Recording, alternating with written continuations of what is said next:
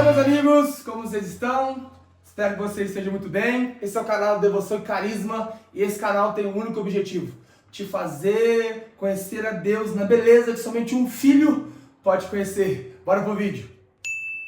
Meus irmãos, hoje eu quero trabalhar com vocês um tema bastante especial, principalmente para o meu coração, quando se trata de uma vida de devoção a Deus. E esse canal ele tem o nome de Devoção e Carisma. Por quê? Porque ele tem esses dois objetivos: te ensinar a ver uma vida devocional com o Senhor, uma vida de devoção, de inclinação e de apego sincero com Jesus. Mas o carisma, ele tem um viés teológico.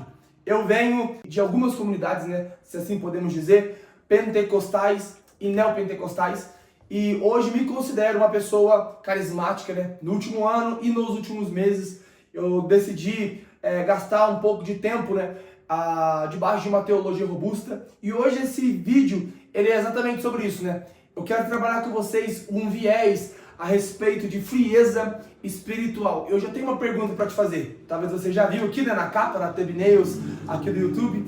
Teologia esfria o crente? E é sobre isso que eu quero trabalhar com vocês hoje, A respeito se uma vida de teologia ela esfria a nossa fé. Eu já ouvi muito falar sobre isso, Já fui a favor a respeito dessa frase, E quero dizer isso publicamente aqui. Fui uma das pessoas que já disse que você não precisa viver debaixo de uma teologia, porque uma vida de experiência e de revelação do Senhor, da palavra, ela é suficiente para uma vida na fé. E não que eu esteja dizendo que só a Bíblia não seja suficiente, porque nós sabemos que ela é a palavra de Deus. O Espírito Santo pode te revelar tudo aquilo que existe na palavra de Deus. Ele tem essa capacidade. A Bíblia diz que o Espírito Santo, tendo ele no nosso coração, não há necessidade de que ninguém nos ensine. Mas não é só sobre isso que eu quero trabalhar hoje. Hoje eu quero, de fato, trabalhar a respeito de teologia. Ela esfria um crente, ela esfria a nossa fé ou não? E quando nós trabalhamos a respeito disso, nós precisamos fazer a seguinte pergunta: o que é frieza espiritual? Porque se a gente está trabalhando aqui, teologia esfria o crente, a minha pergunta é: o que é frieza espiritual? E meu irmão, quando a gente entra no campo da teologia, quando a gente entra no campo de um debate bíblico ou de um debate cristão, nós precisamos entender que a nossa regra de fé é a palavra. A nossa opinião fica do lado de fora.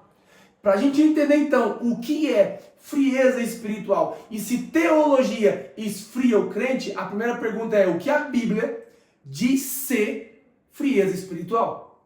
Eu separei um texto com vocês hoje para a gente trabalhar, que é Mateus 24, a partir do verso número 10 e o versículo também 11. Fala assim, Mateus capítulo 24, verso 10.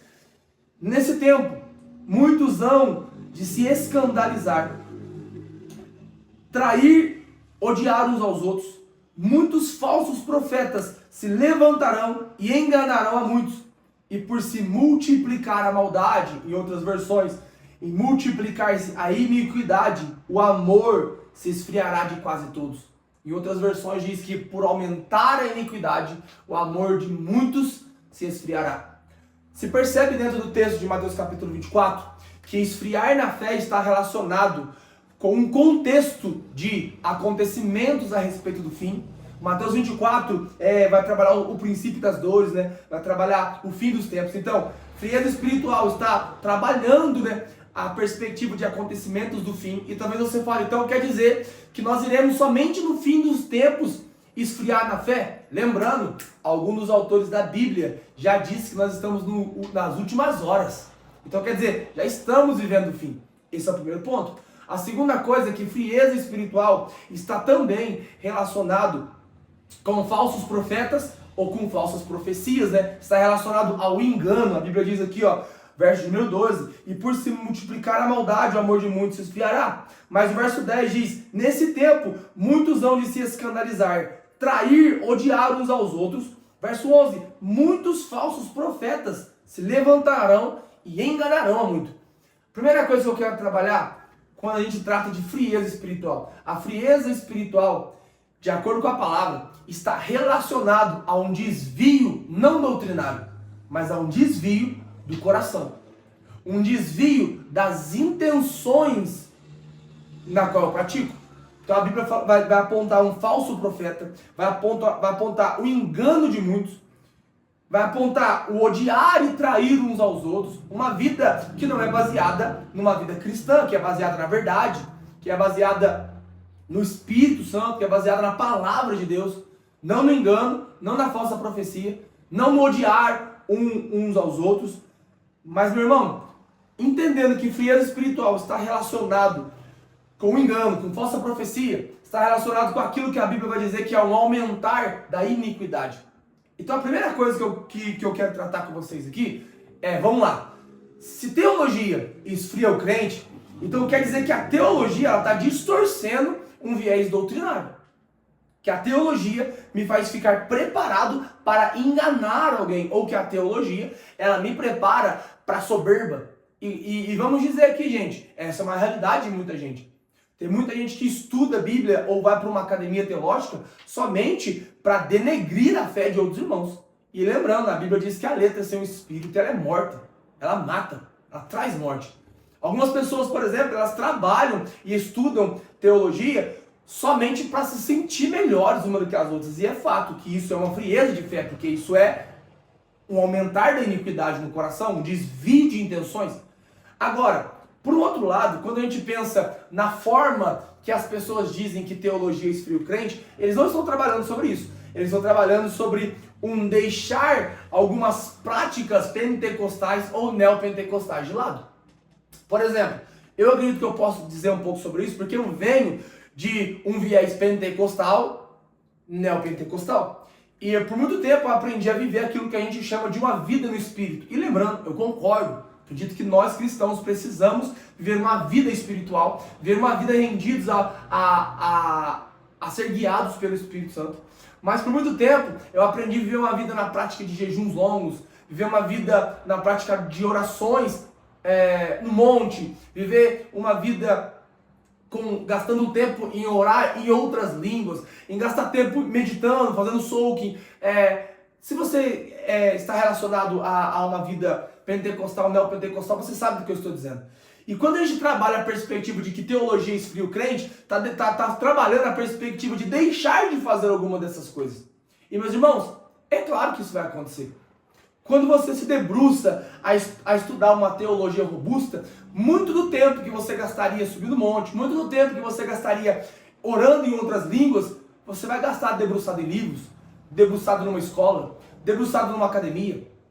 E essa é uma realidade que quanto mais você alimenta o que você alimenta, mais forte será em você. Se você tem alimentado o seu intelecto será superior vamos dizer, abre aspas, a uma vida espiritual.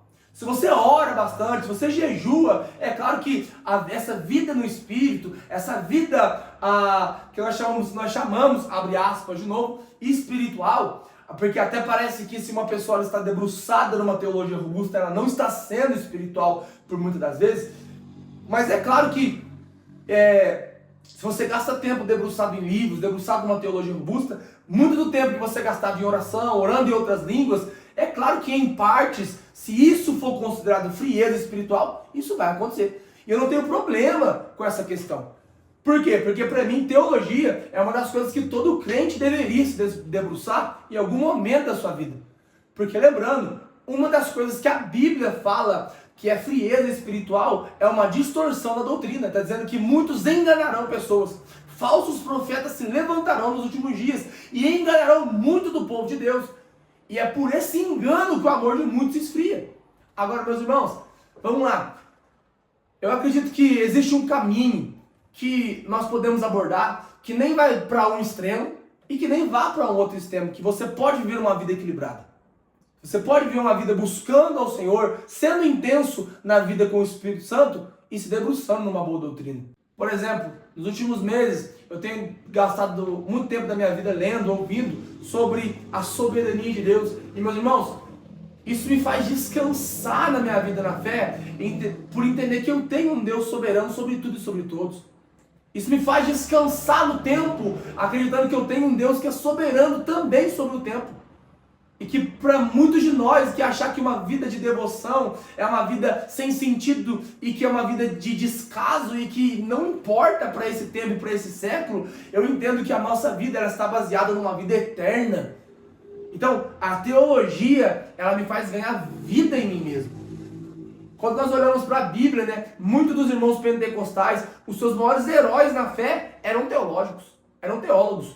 Quando nós olhamos, por exemplo, John Wesley, um homem que diz, jogue o seu sermão no fogo, ou jogue o fogo no seu sermão.